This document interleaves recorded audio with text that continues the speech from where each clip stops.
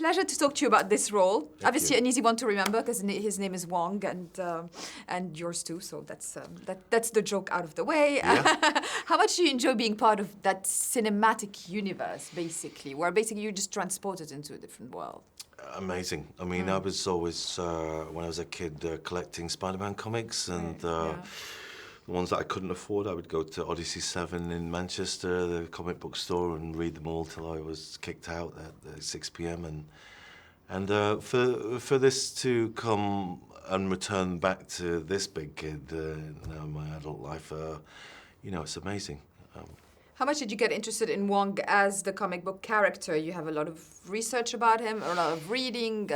Obviously, this is an improved version of him as well. No, it's a great excuse to Yeah. read comics, you Yeah. know. I'm working. We went back to the source material, and obviously there's certain aspects to the Wong character, the tea-making manservant duties we've left in the 60s. And, this is a really refreshing update that Kevin Feige and Scott Derrickson and we've collaborated together to bring forward this the drill sergeant of the piece. He's still the librarian, but this is definitely a librarian that we don't mess with.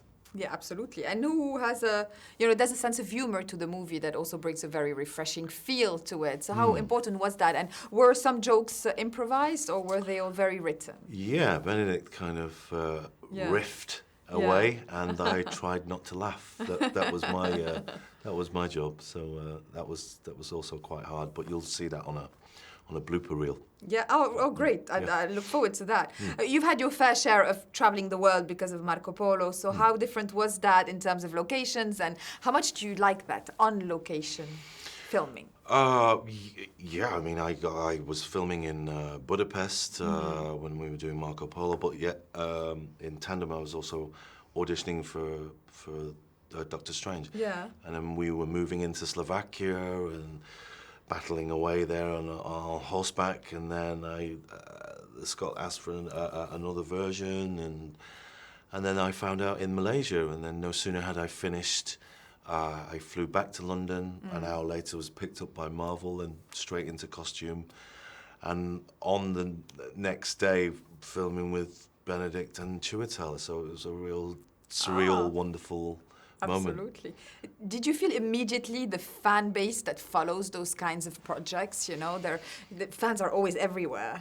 Yeah, well, I mean, I am a fan too, so you were I've on the forums. infiltrated the movie MCU business as well. So, but Kevin, they're all super fans anyway, and that's what's amazing about this, is that the fans are making the movie, so it's all in good hands. No, absolutely. And it's quite refreshing to see a Marvel Cinematic Universe, but somewhere different completely, more spiritual, more mystical, more interested in new things. Was that refreshing for you as well? I think so, and then I think there's a real different tone to this now. It's not your archetypal superhero.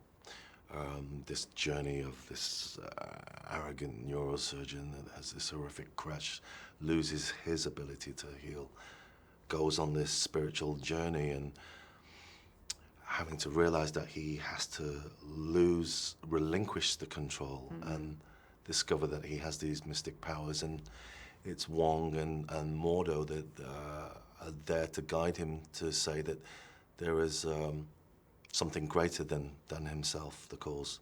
And finally, where do you see Wong go in the sequels? Because obviously these are big movies.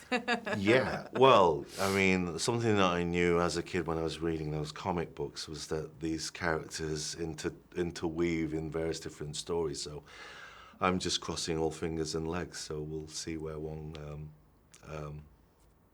Ends turns up. Exactly, and just does acrobatics. Yeah.